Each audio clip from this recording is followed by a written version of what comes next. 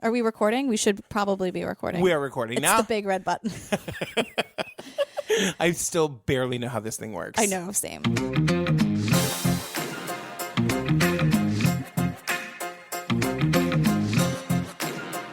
Do you want to tell the people our big announcement? You guys, you asked for it. We're doing it. We're doing it. We're going to do a Patreon. We are going to do a Patreon. It's like up now. Yeah, so here's the deal with the Patreon, you guys. So we're not going to do one of those things where there's 25 different levels. You can give $5 or you can give more than that if you want to. We'd be super grateful. But we have one level of donation, $5. For that, what you get is one bonus episode per month. And it's not going to be true crime necessarily. It's going to be like some fun documentary. It'll be a documentary. It'll be super fun, whatever. And in addition to that, we're going to do all kinds of other content just for you guys. Yeah, like scheduled live Q&A, so we'll let you know. And like the YouTube videos will only be for you guys. And they stream right on the Patreon, on patreon.com, right? And we'll let you know when we're going to do it, so you're not going to miss it. But in addition to that, we're also going to do from time to time, maybe a lot, because I think it's going to be really fun. We're going to do Unsolved Mysteries, where we're going to watch a segment and then just talk about it for like 5 minutes as a video. Yeah. And tell you like what's ridiculous about it. Yeah. Did you want to say what our first documentary is? We can say the first two. Our first documentary that we're doing for Patreon is Queen of Versailles. Oh, you guys, if you've never seen this documentary, it's like, you can get it on Netflix, you can get it on Hulu, whatever. It's actually a really, really well-made documentary, and Jillian hates it so much. I had so much to say about it. Get your own garbage bell for this one, I know. guys, just moving forward. And then our second documentary is going to be Truth or Dare. Madonna. Did Antonio call? I can't. I'll do it all the time, every day. Sean. You guys, it's happening. Oh my God. Here's a little sneak peek of what the Patreon's going to be. It's going to be amazing. So go to our website where you can find links to it, or go to patreon.com and search for True Crime Obsessed Podcast. Yeah, and thank you so much for asking us. You guys, thank you. We would not do this if it wasn't for you. So we're overwhelmed and truly obsessed with you that you even want us to do that. And the fact that you guys know how much work goes into making this podcast and you want to support it in this way means so much to us. Thank you guys so much. We love you. And now to the show. Jillian Pensavalle. Patrick Hines. Ba-na-na. Ooh. I love the evolution of this, the constant evolution. Girl. What are we talking about today? My Friend Rockefeller. I hated this movie, this documentary. I hated it. You sent me that text and I thought, oh, maybe this is going to be crap. And then I watched it and I was like, oh, no way. I love this documentary. Well, buckle up, everybody. I hated it. He introduced himself as Christopher Crowe. We knew him as Christopher Chichester. In Baltimore, his name was Chip Smith. This is Clark Rockefeller. He's the new neighbor. This case is like one of those 500-piece jigsaw puzzles.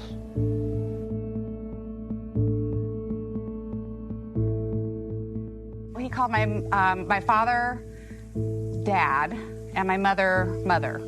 So he would be like a brother to me and like a son to my mother and father. Do I miss Clark? Not anymore. Not since I read the news.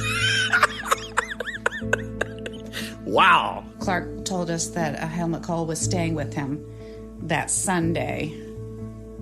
And too bad you won't be here next week because Britney Spears is visiting me next week.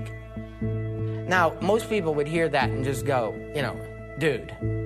Instead, I said, oh, I'm sorry, I'm not going to be here for Britney either.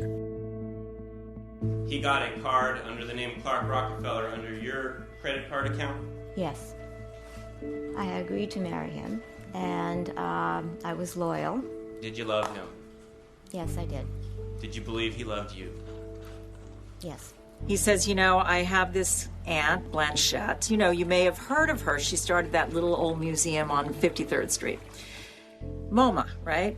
It turns out that I've inherited a few paintings. And I said, okay, well, what are their names?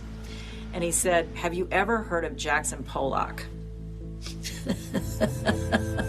How shocked must this guy have been to realize that people he'd known decades ago, places he'd been decades ago, were now coming back to claim him. You made kind of a fool of a lot of people who... Walter, I never, ever meant to make a fool of anyone. When I was with him, I thought I was with the fanciest person I'd ever met. But the truth is, I was with perhaps the saddest, scariest, lowest, most degraded person I'd ever met.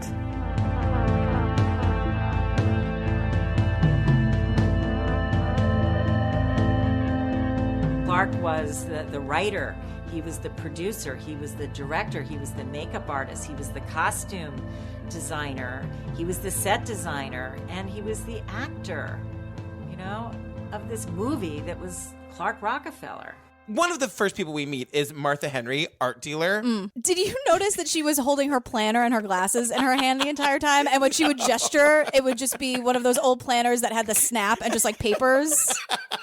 And her glasses. So I don't know if she was taking notes during this whole ordeal, but she was referring to that planner. You guys go back and watch because it's just like in the corner of the frame every once in a while. That is so funny. Yeah. Well, she is an art dealer, and she lived next door to who we'll be calling at this point Clark. Right.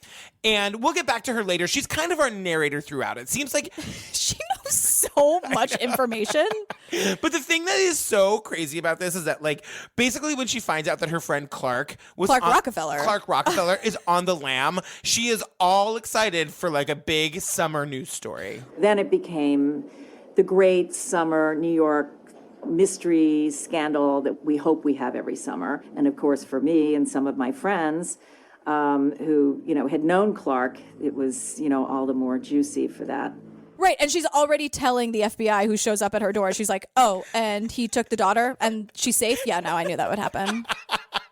A few days later, I receive a phone call from one of the FBI agents. He said, I want to let you be one of the first to know. We found Clark. We rescued the daughter. No one was hurt.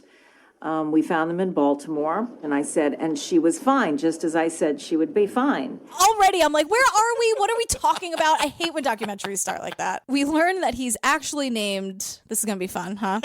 His name is Christian Gerhartsreiter, I think, right? Gerhartsreiter? Anyway, he's from a small village in Bavaria. He was an exchange student in high school. Yeah. I don't know what program this was, but he ends up in super fancy Rich Pants, Connecticut. I don't know. I mean, is that a lie? I don't know. Right. He had met a American tourist who gave him the idea that he should come to America as an exchange student. Clark got this idea and ended up coming to Connecticut, where he was living with a family. And then after high school, he goes to Wisconsin and marries some woman and married her only for the green card. And the next day just runs and leaves and goes to California. He met a young woman, a fellow student, courted her and then married her for the green card and then left within a couple of days of that marriage and traveled to California. And then he gets to California and we have this really weird moment where this German man that received a letter from him, a friend of his, this faceless German voice who we never actually see face to face, is reading a letter which is translated, which basically we find out that he is producing TV news and also writing for Charlie's Angels. Mm-hmm. And can we please talk about the 2 Charlie's Angels scripts, the names of the episodes?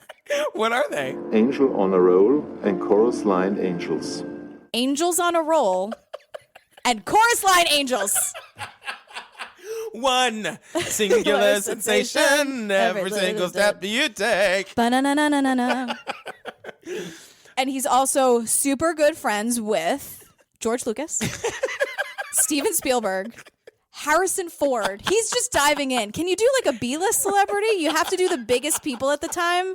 Right, exactly. George Lucas is a good friend of mine. Larry Kasdan and Steven Spielberg. I know all of them very well, also Harrison Ford. I think the thing that I love the most, and this has been in the Facebook group that people have been talking about this a lot, that almost right away we meet Gene and Elmer Keln. Oh boy. And they're listed as his surrogate parents. Yeah, who live in Loma Linda, California. Okay, but the very first thing that we see about she is fixing his shirt for 5 minutes, and he's just sitting there looking at the camera. Yeah, just taking it. And at first I was like, what exactly is she doing? So let me paint a picture if you guys haven't watched the documentary. He's sitting there, they're just like sitting on their couch and he's like, maybe not the best posture. And so his pants are super high-waisted. So when she's just like retucking little, like with her finger, parts of his shirt into the pants. Is that what she's doing? She's like, you can hear the sound of it. That's the best that you can.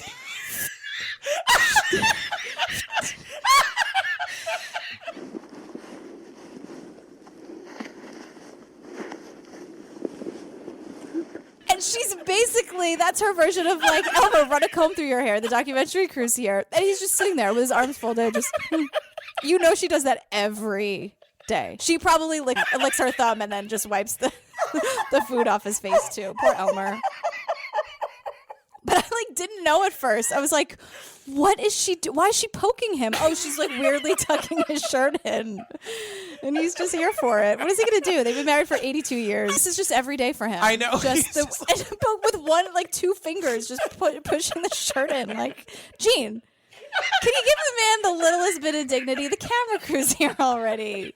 So should we go through the story after the weird shirt tucking happens? Yeah. Which, you guys, is not the point of this interview. But we all knew it was going to be our point of the interview. Of course. But Gene and Elmer have some things to say. So in 1978, they're on their way to Africa. Make it a long trip, you guys. Make it a long trip. Let's stop over to Europe. Must be nice. On the way, we decided that we may as well make it a long trip and include England, Central Europe, Italy, on our way to Africa. So they meet Clark on a rainy evening in Germany because he was hitchhiking. And while we were in Germany, we were driving, and it was a rainy evening, and we took an exit at a sign that said Bergen to the right. And while we were on this exit, where this young man was hitchhiking, we decided, well, if we picked him up, he would tell us a good place to find lodging.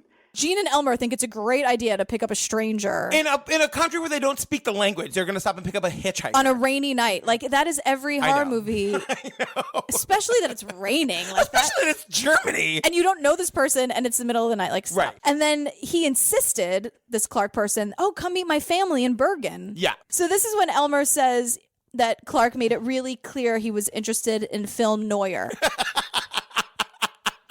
He definitely let us know that he was interested in film. He didn't say, I've got to get to California, but he said, that is why my studio looks a little bit like this. I'm interested in film noir. Film noir. Yeah. Is what he was trying to say. Oh, Elmer. And, it was a really innocent thing. They just wanted to exchange Christmas cards. So they gave the stranger their address. Ding dong. Clark is on their door 5 minutes later. Literally, just crazy. It always came on Sunday, and I think it was an afternoon. And we would have dinner, and we'd walk, and we'd visit, and he'd go home. I love in the background, what's the wife's name? Jean. Jean is like, he didn't try to stay here. He didn't try to stay here. He never asked to stay here. Knew all our children. To stay with us or anything. I just think that's so telling of a super manipulative person. Yeah. Or one who's good at it. Like, look what I don't need from you. Totally. Yeah, totally. So at this point, he's known in 1978 with Gene and Elmer. This person is known as Chris Gerhartsreiter, which of course Elmer can say at the drop of a hat, totally fine. Flawlessly. Chris Gerhartsreiter. But then this Chris person tells Elmer and Gene he wants to go as Chris Chichester. Right. And Elmer and Gene are like, well, that's what they do in Hollywood. Right. They use, quote, pseudonyms. He was using a pseudonym, Chris Chichester. And the closed caption, you'll be happy to know, said pseudo NAMES, not pseudonym. They didn't write out pseudonym and then just assume that Elmer pronounced it wrong. They just thought that Elmer was saying pseudonym. And we thought, well, that's what they do in Hollywood. That's what they do in the movie business. Now we're back to Martha. She doesn't know him yet, but she's saying at this point in his story, he moves to LA to work in the film business, but he doesn't live downtown. Instead, he moves to a high-end suburb of San Marino. Like a middle-aged, where no young person trying to break into the movie industry would live there. Right. There's no way. Very odd for a young person to do. He had all the European mannerisms, so that plays very well. And he obviously had perfected his British accent. And this is when she also tells us one of the other personas he goes by. He immediately creates the craziest, most outlandish persona, I think, which was this character, Christopher Chichester Mountbatten, the 13th Baronet, a British aristocrat. Who are these idiots taking this at face value and not asking any questions? If someone introduced themselves like that to me, I'd be like, what? Because you would immediately get on Google and you would find out that that's not a thing, but they didn't have that back then. I'm also such a dick. I would be like, what does that mean exactly? Like, I would ask them to their face, like, so what is that? Like, where's your paperwork? Right. You carry paperwork as a 13th Baronet, don't you? So now we meet the residents of San Marino, the people that, like, this guy hoodwinks. Right. And the first one that we meet is Peggy Ebright, an artist. And people are always like, why are you so easily tricked? And she makes the point of, like, when somebody tells you who they are, why would you question it? Why would one question someone who comes in and says, my name is, I presume that's their name. But she also says that he points out the house that he lives in. He told me he lived in a home in which he did not live, which was next door to where, in fact, he did live. And I remember saying, I always loved this house. I'd love to see it. And he said, well, it's a mess right now. And that was the end of that. Right. And it's always one of those things where it's like, I wish I could, but I simply must be going. Chris Chichester had a remarkable way of exiting. Asked the question, the challenge made, he would say, oh, excuse me, and wander off and say, hey, Harry. Can we talk about how, because at this point he's known as Chris. Yes. With these people that we're talking to. He was in local theater. We had a very active little theater group. The actors were all the men of San Marino, all these moguls of industry, joined up and had a wonderful time. This woman is talking about how it's like the barons of industry. Like, can you imagine the CEO of like Microsoft and Dell? They're all doing like damn Yankees, you know? I love damn Yankees. How dare you? So there's a video of this. There's the San Marino like community theater. You tell what the role he played. And I don't even know what show it was. He played the poodle. Nobody knows what show it was. But they have these videos of this like community theater with these grown men. And then Chris playing the poodle. Yeah, there's the set's made of like construction paper. Yes. He's playing a poodle, but he's like on all fours in a white poodle costume. In a leash. Like it's something. Nice doggy. Where's your owner? He must have run out before the gates closed. I haven't seen him for years. Are you all alone in this park? No. There are lots of people here, but they never come out from under their bushes. Cut to 1984 in the Olympics. Right. In 1984, the Olympics were in L.A., and we meet this Frank, how do you say his last name? Gerhardsreiter?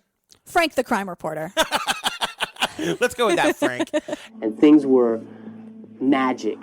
The whole world came here. People from the real country of San Marino came to visit San Marino, and Chris slipped into their parties as if he was, meant to be there. And he's talking about how, like, in L.A. at the time, like, it was just, like, the roaring 80s. The way he describes 1984 in Los Angeles when the Olympics were here is like, Frank, the crime reporter, you want to be Frank the mystery writer. I know that. Because he's saying things like Coke flowing up the noses of the wealthy, like, flowing up the noses. Like, I'm like, enough with the prose, Frank, we get it. writer. It was a good time to be alive. He was like, go-go and new wave, and it was a new wave of life. And I'm like, Frank, girl. Everything was like, bubbling and exciting and new. The new wave, right? The new wave of music was the biggest thing on the radio, and everything was pastel and pink and happy.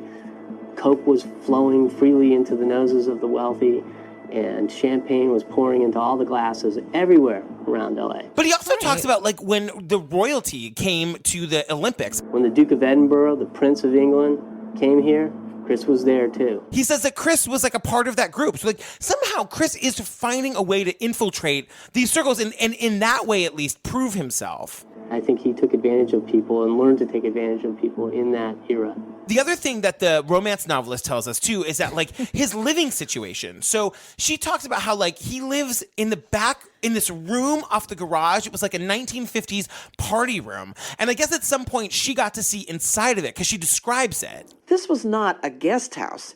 This was one of those old 1950s party rooms that someone had built onto the garage, a great big long room with a cement floor. At one end there was a bar. It was very shabby. I remember I think there were curtains hanging on a sliding glass window, and they were kind of sagging and dusty. In one corner, I think there was a little bed that he slept on. There was this rolling cart with a VCR on it.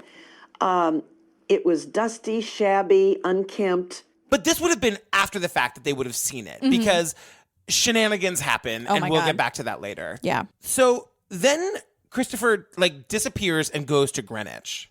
One day, Christopher Chichester is gone. No one knows where he went or why he left San Marino. He is just no longer in the guest house. He arrives in Greenwich, Connecticut, which is one of the richest towns in the U.S. Who is he now in Greenwich? He's Christopher Crowe. Relative of? Filmmaker Cameron Crowe. Almost famous, everybody. Cameron Crowe, that's his brother. He just renting a room in a house with someone, but he needs to make a living, so he's also trained as a stockbroker. Now he's suddenly working in junk bonds with a character named Stanford N. Phelps. He was a recommendation of somebody that worked for us and had done a good job, Catherine Cimino. He came into the office, and we had a chance to interrogate him. He seemed smart and, good for me, so we gave him a shot. This guy is taking no shit from anybody. He decorated his offices in green because he wanted people to think of money. We decorated our offices in green. And the reason for that is I wanted our people to think of money, all right? We want to cultivate, encourage green thinking. I'm like, what hack businessy book did you read that in? I know. Basically, we find out that he gets fired. Right, because Stanford's like, you need to answer some questions, and he won't do it. I said, what'd you say? And he said, I won't answer that. I said, all right, you can leave in the next 30 seconds. And I said, if you're not out of here in 30 seconds, we're going to have a marshal come and arrest you. And that's how he leaves that. And he ends up on Wall Street working for a company called Nikko, which is a securities firm. And he's running his own department, which is the Eurobonds department. Which is amazing because we meet a guy named Bob Baruska who is actually knows what he's doing. And he talks about how his bosses the bosses were totally swindled by this guy. I think he was hired because the head of our trading room was impressed by his stories and all the people that he claimed that he knew and the yacht club that he claimed to belong to. And the lives were so fantastic. This guy just thought that they were real and kind of hired him after just having lunch with him without really checking him out. And then, on his first day on the floor, Chris walks up to this Bruska guy and he's like, hey, do you know anybody who wants to buy Eurobonds? Which is classically stupid. You couldn't possibly be the person in charge of Eurobond sales and not know any customers. I love a guy who can just talk his way into a job. It's that whole thing of say yes and figure it out later, but use that power for the forces of good, please. Right. And also don't stop with the bullshitting once you get there. Act like you know a little bit about Eurobonds once you're there. Because it's all going to come crashing down. We meet Mihoko Manabe. Mihoko. Who was his girlfriend for 7 years. They lived together. You cannot tell me after 7 years I know. You didn't know what was happening. Well, yeah, so we meet Mihoko at her deposition. Yes. So it's just the footage of her being Surprisingly, deposed. a lot of these women don't want to be interviewed for the camera.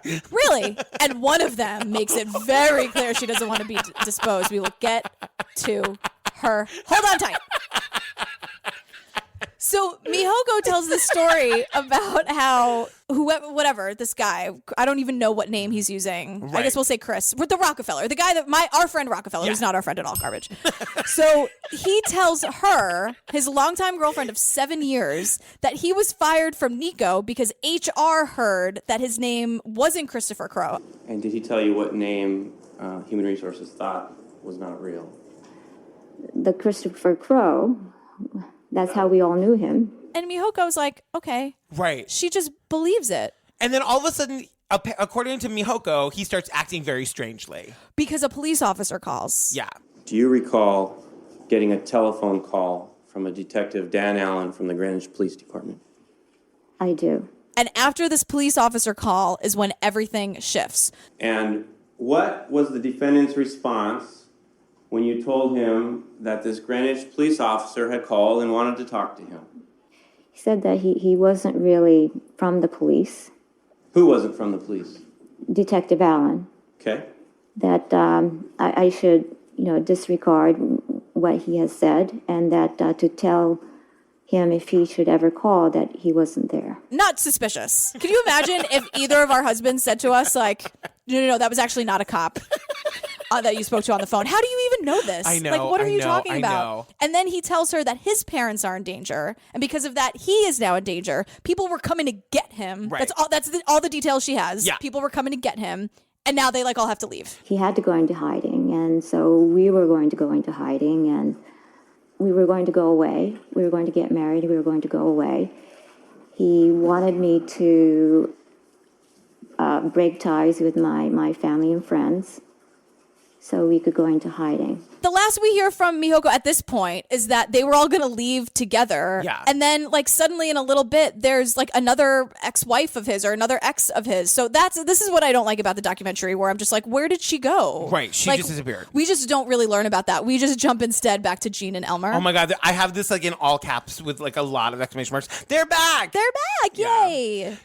So what we find out here is really big information. Yeah. Because they were his neighbors in California. Mm-hmm. And what happened is the new people who moved into the house where Christopher had been living wanted to put in a pool. I was home alone one day when the doorbell rang, and these two gentlemen introduced themselves as being detectives from the L.A. County. They said, we have a murder on our hands, that Chris Gerhartsreiter lived in this lady's home or complex, and now that he has left, the home was sold, and the new buyers decided to put in a swimming pool, and while they were digging the backyard for the swimming pool, they come across these plastic bags with body parts in them. Yikes, yikes, yikes. Can you imagine? I know. If you're that person, also that's awesome that you could just be like, I'm going to dig up my property and put in a pool. And then being like, this is going to be so lovely and luxurious and I'm going to relax. Oh my God! Why are there plastic bags full of dead bodies? Wouldn't you have to move? I would just not. Yeah, yes, can you imagine absolutely. that? How do you relax in that pool where you're floating and drinking your Mai Tai?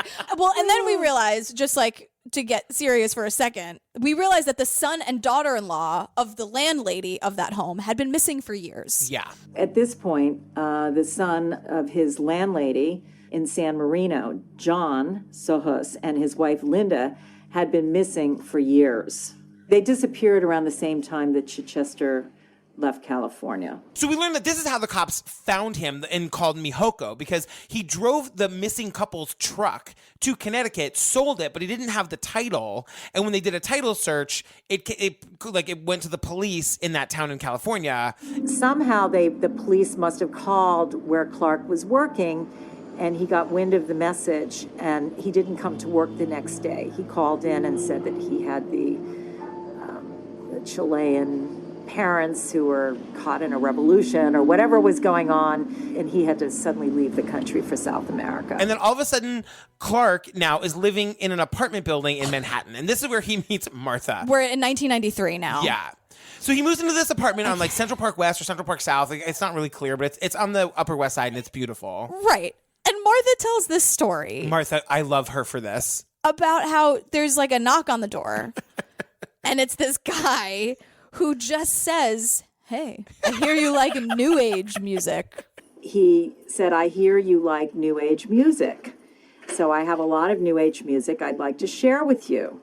So I was put off because New Yorkers don't do that sort of thing. You don't just knock on someone's door without being expected. And then I was also put off because it meant that he was listening to me, and I felt like I was being spied on. But she immediately becomes kind of fond of him. But she says he's much younger than her, and he would have parties, cocktail parties, and sometimes she would go and she'd be super bored because it was a bunch of young boys talking about dumb stuff that guys talk about. Yeah, well, she makes this point that she thinks it's super weird that a Rockefeller would be living in a shitty rental building, and not have any furniture. He had no furniture to speak of. His table was a card table with folding chairs, and I was shocked when I saw it because it was wow, he lives like a college student, but in those days he was a little bit old for a college student, but he was really only about 31 or 32. She is one of 800 people who say that it looked like a frat boy's apartment. Yes. There's no furniture. It's just really shitty. And he would serve things like sherry. I remember the cocktails, though. He never had a great selection of cocktails. he would invite you over for a glass of cream sherry, Harvey's Bristol cream. I mean, something so weird. Like he didn't have good cocktails or good drinks, and Martha was like, "What the hell am I doing here?" I know. With, like, a bunch of I'm an idiots. art dealer. Yeah, Damn like, it. give me the champagne, man. I know. But then she starts talking about this like open door policy that they had. So he would leave his door open, she would leave her door open. Yeah, Martha's not allowed to talk about what New Yorkers do and don't do. Enough. We do not just hang out with our fucking doors open ever. No.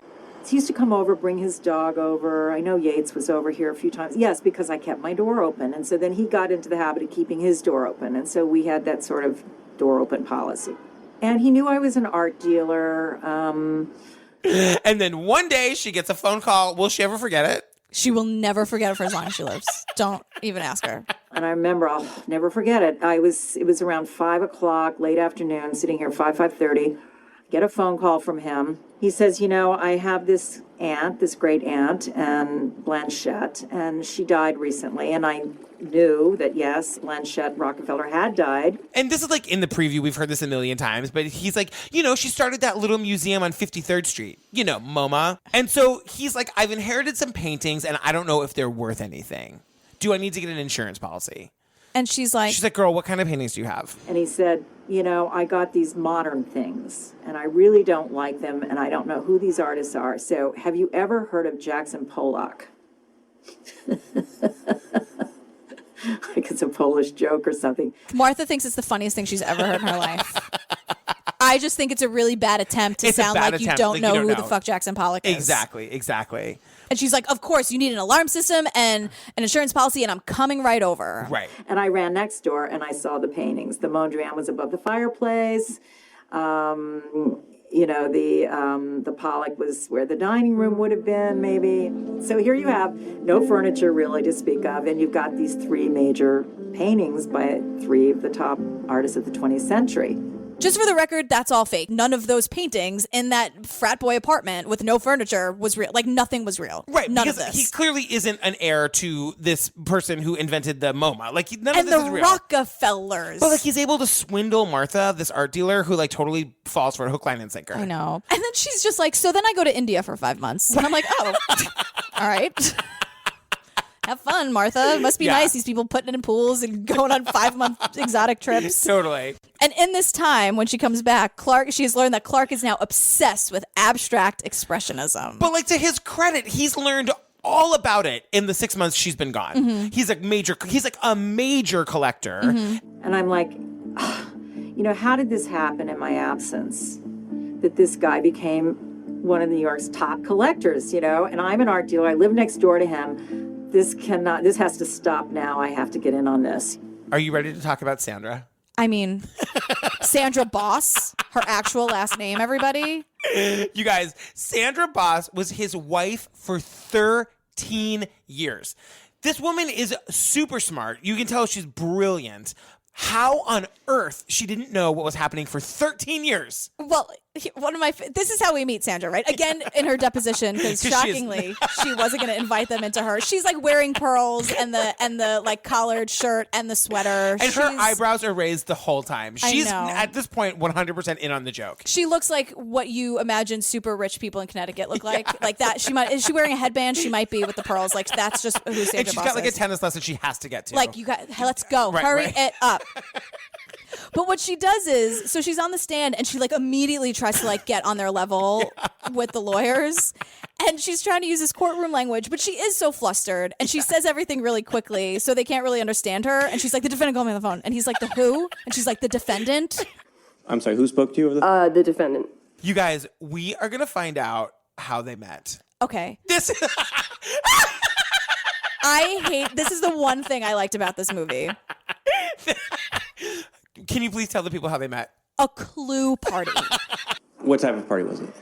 It was, informal cocktail party. It was a theme of Clue. So you were supposed to come as a character, and we played Clue. It was pretty innocent cocktail party. Everyone came dressed as a character from Clue, and then you played Clue. Are you talking about the board game Clue? The board game Clue. You guys. And hopefully had the movie on, right? Totally, absolutely. I mean, my God. Who did she Or go are as? they monsters? I don't know. If they didn't also have the movie on, garbage. Who did she go as? Miss Scarlet, the poor thing. Who did you go as? I was Miss Scarlet. But you know what? If you're going to a costume party, you might as well be the total opposite of who you are, totally, right? Totally. So good for her. Be the pretty one. Right? And who did he go as? Professor Plum. Derpy, derpy, derp music. Was the defendant in character? Yes. Who was he? He was Professor Plum. Like, that's all, like, it's like on record. Where he's like, and who'd you go as? Miss Scarlet. And who'd the defendant go as? Professor Plum. Like, that's, like, official record. Girl, Pixar, it didn't happen. Did she wear the green dress from the movie or not? Let's go. So by late 1995, Sandra and Clark get engaged. We're, like, back to Sandy on the stand. Calling her Sandy. Sandy girl, I hope that's cool. And the lawyers are... She's a huge fan. I mean, yeah, obviously, right? I'm right up her alley. She hates everything about me. That next 1-star iTunes review, that's Sandy about me. So the lawyer's trying to ask about Clark's education, and Sandy is like super snippy about it. This whole thing is because the subtext is like, you fell for this. Right. That's the subtext. And she's like, I know, I look like such an idiot. But instead of just admitting that, she's getting super like ice princessy. This whole story is so bonkers. So they're like asking about his education, and she's like, yeah, what he told me, as I have said, like periods in between every sentence. Like I said, this is what he told me. What he told you. This is all based on what he told you. What he told me was, as I have said, that he didn't have formal education until he was able to speak, and then he had home tutoring, and then he went to school at 14. So what we learn is this bullshit story about how he just lost his speech when he was super young, and then got it back at like 10 or 11 years old, and then went to school again. But wait, how did he get it back? Okay. You guys know how much I love dogs, right? He told Sandy. It was an incident where he saw a dog and suddenly said, woofness about the dog, and then suddenly was able to talk. Sandy believed every word of this, everybody, just to be clear. He told her that he saw a dog, and he really liked this dog. And then he said the word woofness. WOOFNESS, woofness. I know. And then suddenly he was able to talk again. I know, and it's hilarious because they say the word woof, like woofness, woofness, woofness, woofness. That's also on record in the same paperwork as Miss Scarlet and Professor Plum. Yes, the exactly. word woofness. Suddenly said word woofness. Woofness. Woofness, and you could speak after that, correct? Something to that effect, yes. So whatever. So we get back to the story. He moves to, they leave the city. He has like some sort of breakdown and he moves to New Hampshire. We meet Laura White, who was his neighbor. Oh, God. And, she's kind of like small towny, but like, she's super New Hampshire. Super New Hampshire. Really nice. Whatever that means. I know. I think he actually said he was Clark Rockefeller and Sandy, and the realtor actually told us not to tell anyone because she was a friend of our family's. She said, don't tell anybody, but he's a Rockefeller. I said, oh, okay. So eventually, like the New Hampshire house is sort of like their like vacation house, and they move to Boston so that his like school-age daughter now can go to school. Whose name is Snooks. And everybody says it like it's not weird. Like it's not like, is that short for something? Can you give the poor girl a fucking chance, a fighting chance? Snooks. I know. Snooks, I'm here for you. Find me on Facebook. So we meet this guy, Patrick Hickox, and the first thing he says is, my wife said, and the first thing I said was, oh my God, this man has a wife? I was a little surprised. Yeah. I first met Clark at a large black tie ball. My wife came up to me and said, look, Clark Rockefeller says about you, Patrick, he's wonderful. So we meet this Patrick Hickox guy, and he seems really nice. He's an architect, and he's talking about how, like, you can't not be impressed by the fact that there's a Rockefeller in the room. I guess. But then he tells this amazing story about how, like, early in their friendship, they're out to dinner, and the bill is dropped, and he's like, I thought I'd do the gentlemanly thing and, like, reach for my wallet. But I fully expected that a Rockefeller would beat me to the tab and would insist on picking up the check. But in fact, there wasn't even the beginning of emotion. Not even a movement towards his wallet. Not even the pretend, like, you shouldn't have. Just nothing. It was just like, oh, thank God someone actually Right, totally. So, but the thing about Patrick is that he's the one who starts to pick it apart. He's like, wait, hang on a second. Right. So Patrick gets to go to his house and like he's looking at all this art and he describes all the art on the walls. I noted that there was quite a lot of art, but there was hardly a stick of furniture in the whole place. Works by nearly every major figure of that abstract expressionist period. There was a lovely kind of casualness and comfort with the works, a lack of preciousness, and that I found entertaining. And he's like, there's like a lack of like preciseness to it, or the colors were a little bit off. Portfolio was very good, except that every single one seemed to have brushstroke a little different than what I had been used to. Colors were a little bit different. I mean, I've seen bad Matisse. It looks like a Matisse.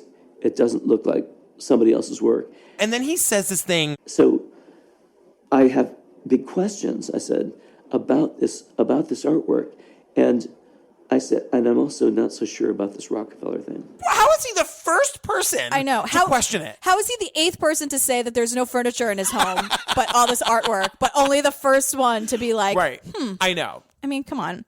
And then we go back to the cops because there's a murder investigation in case anybody forgot. Right. And the cops were literally like, I don't care about the artwork because there's a murder mystery on our hands. But we weren't concerned with the art because we're concerned with the murder. And so we had no real nexus to seize the art because it's not what we're investigating. So as far as I know, that stuff is still there. And then we go back to Sandy Boss takes the stand once again. Sandy Boss takes the stand. And this, again, we don't really fully get the picture here. But Sandy decides that she's going to leave him. And I don't even know that she's found out about his like fake identity yet. Right. And then during the divorce proceedings, when all these things were coming out, then she hires a private investigator. I found out in August of 2007 that he was not Clark Rockefeller. And was this during the divorce proceedings? Yes. And so then I had a private investigator go and try to find out who I was married to, and they couldn't find out. They couldn't tell me who I was married to. And then we also learn that they're getting a divorce, and the neighbor, our like New Hampshire neighbor lady, says that Clark had snooks 90% of the time. Right. Which makes sense because he didn't work. Right. He said, I just don't know what to do. I didn't see it coming. I didn't know she was unhappy. I said, don't worry. You've been taking care of snooks 90% of the time in New Hampshire. You know, when we were up here, I said, no judge is going to give full custody to a mother that's only taking care of her child 10% of the time. But then Sandra brokers this deal where she hightails it out of the country, and she arranges that there are 2 supervised visits with Snooks where like she will bring Sandy, and Snooks will come to America or wherever he happens to be setting up shop at the time. And there are 2 supervised visits per year. Clark became obsessed about getting his daughter back and being deprived of time with her. And he could not travel to London, which I'm sure is why she moved to London, because he had no passport. He had no identity. So he was trapped here. So he began to plot the kidnapping of his daughter on his second supervised visit. Now he's like building a life in Baltimore where he's like dealing with the real estate people to get a place in Baltimore. What's his name? I don't know. Chip. Oh, right. Now he's going by Chip. Right. Clark had established another identity, Chip somebody, and he was going to he'd rented a carriage house in Baltimore. He had a catamaran boat, and he was setting up a new life for himself in Baltimore. He spent probably 6-8 months planning this, finding the right real estate property, concocting his story with real estate agents. And all the while, he's like setting in motion the wheels to kidnap his own daughter. Which is 8 months in the making. But what he never, ever did was change his appearance. Right. On the day of the kidnapping, this guy, Patrick, the one who had the questions, he calls Clark earlier in the day. Mm-hmm. I happened to be out of town. I called him for some reason in the middle to later morning. And he seemed very hurried and a bit anxious, and apologized that he was right in the middle of something. and that we'd have to speak later. And he gets this like weird rush, like I can't talk right now, whatever.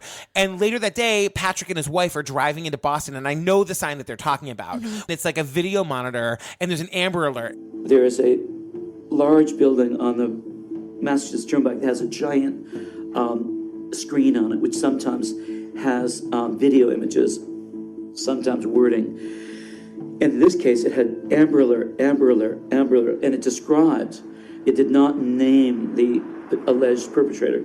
Maybe in the back of my mind was the notion that this could in fact be Clark and Snooks. When like it's the news alert where it's like this young girl is missing, it's just his picture because he's the only suspect. He never changed his appearance, and everyone's like, that's Clark, that's the baronet, that's Right, Chip, totally. that's this. Yeah, exactly. And so everyone is just like, oh my God. And that's really essentially how he gets caught and tried. So he was only on the lam with his daughter for like 2 days. No. Good work, Clark. He got away with it for a few days. I mean, the Amber Alert was out there. It was all over the newspapers. But he was no longer Clark Rockefeller. He didn't change his looks. So the real estate agent recognized him. He was busted. And then they fingerprinted him and discovered that he was not who he said he was. Snooks is fine. Like nothing. He didn't do anything like that. He just wanted to take her. But then he's on trial now in L.A. The big shock came as I'm continuing reading about Clark Rockefeller. There is now a skeleton that's been unearthed in the back of the home that he lived in when he was Christopher Chichester in San Marino. So this was utterly, I mean, I can't tell you. This was then like, oh, so Clark was the murderer next door. This is kind of what happened. Right. I don't really know what happened. Can you explain it? I stopped paying attention, but I have something like from the Wikipedia article. Okay, Can I just read that? Yes. It just says evidence in the case was largely circumstantial, but jurors were most swayed by 2 plastic book bags found buried with the landlord's son's remains. Because they were the book bags that he had. They were Clark's college book bags From the University of Wisconsin-Milwaukee, where he had attended classes from 1979 to 1982, and one from the University of Southern California, where he took film classes. Right. And one juror said that was the most solid piece of evidence, and so he's like, and then they also heard evidence about the pickup truck and all this stuff, and so he was found guilty of murder. So he was found guilty of murdering the kid John, but it's John's wife is also missing. Right. And Clark definitely had something to do with it. They just can't prove it. They've never been able to find the body. Yeah. Do you think maybe they'd want to spend a little more time on that in the documentary? Like, why don't I know more about the murder? Not saying that in a creepy way, but I totally know. Is this piece of shit, like, what did he do? It's like the last 3 minutes of the documentary, we find out that, like, yes, he did kill this kid and probably this kid's wife, but we just don't know. And it feels like he's still not being held accountable for anything. That's what drives me nuts. Well, and it's insane because he sort of gets the last word where he's talking about, this is where he compares himself to Amanda Knox. That's for him, not for her. Yeah. Yeah. And he is saying that, like, this will be overturned on appeal. I didn't do it. There's no way I did it. Okay. Yeah. Right. It's not been overturned. All right. Goodbye.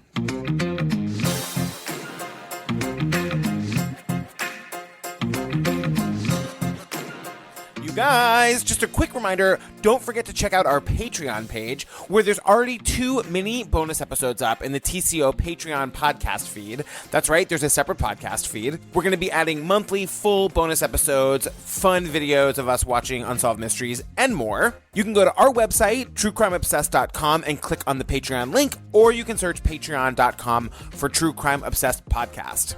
Girl, where can they find us? At True Crime Obsess, no ED. No ED. And then truecrimeobsessed.com. Don't forget to do the hashtag #GetObsessed if you have a friend that you think would love the podcast or a family member. People have been doing it. We retweet it. We super engage. It's amazing. super fun. I love it so much. Yeah. You can find me at Patrick Hines on the Twitter, at Patrick Hines _ on the Instagram. And I'm at Jillian with a G on all the things. So coming up next, we're going to do Aileen, Life and Death of a Serial Killer, another Nick Broomfield documentary. I have a lot of thoughts and feelings about it. So here's the promo for that movie, and stay tuned for our hilarious outtakes, which are hilarious. TM. And then, and our palate cleanser this week is from one of my favorite Broadway musicals from last season. It's called Something Rotten. Woo. And it's amazing. Okay, bye. Bye. I never provoked those guys. It was very nice, very ladylike. I didn't even swear in front of my clients. I had no intentions of killing anyone. I'm not that type of person. I want to tell you something about her birth. I thought that she got some kind of brain damage. I defended myself, which everybody has the right to do. If I could do it all over again, I would have became an outlaw. outstanding citizen of America. I sentence you to death for the murder of David Spears. I'll be up in heaven while y'all rotting in hell. May your wife and kids get raped. My evil happened to come out because of circumstances. She's been failed by the legal system. Cops knew who I was, and they covered it up to turn me into a serial killer. They want to turn him into high-profile cases for books and movies. We're executing a person who's mad. I believe in the death penalty, and I have a duty to implement the law. Eileen, life and death of a serial killer. Thanks a lot, society, for railroading my ass. And also, I think very telling of what these manipulative.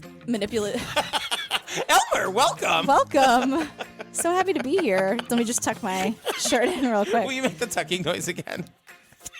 I have to do it with my fingers close to the mic, as if the people can hear my fingers moving. Oh God.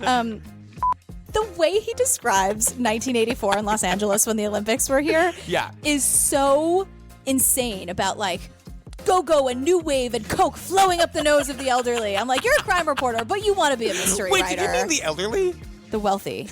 Did I say elderly? Did I really? That might have been in my notes somewhere. The coke flowing up the noses of the elderly. Wow. I don't know where that came from or what that was. Junk bonds, who cares? Sure. Garbage, junk bonds. Oh, perfect. Perfect time. And the lawyer's basically like, what were you thinking? Because every time he's like, how many bank accounts were there? And she's like, 11. And he's like, whose name were they in? Mine. Like, people are coming to get me. No more. I can't tell you any more details, but let's hightail My out here. family's in danger, and Almost Famous 2 might not get made because of it. Almost Famous 2. They finally get the plane. Still Almost Famous. Stillwater. Stillwater, Almost Famous. That's my new favorite word. I know. That's the other thing I liked about this documentary. Yeah, Woofness. Come absolutely. on. Woofness. We need t-shirts with woofness on it. I can't handle it. Oh my God, we need to make t-shirts with woofness. Woofness. But now we see the disgusting Christian Gerhartsreiter. Who? Christian Gerhartsreiter. I was like, are you Hammer? Gerhartsreiter, whatever. So Walter really wants to like pick apart The Great Gatsby and like compare that story. And the interviewer literally is like, we only have an hour. We do not have time. I do not have time for your Great Gatsby comparison. We'll do a musical. No kidding. A musical. What could be more amazing than a musical? With song and dance and sweet romance. And with a musical, we might have half a chance. Oohs, ahs, big applause with everyone cheering for us.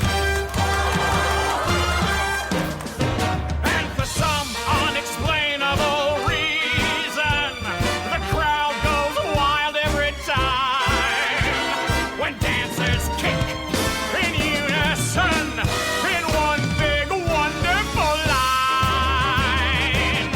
And then you got yourself a musical. A musical. La la la la la la la la paloozical. With splashy style and a big face smile. A snazzy band, some jazzy hands. I swear that I'll cross my heart, hope to die. If it isn't a doozy, take it from me. They'll be flocking to see. Your starlet won't quit.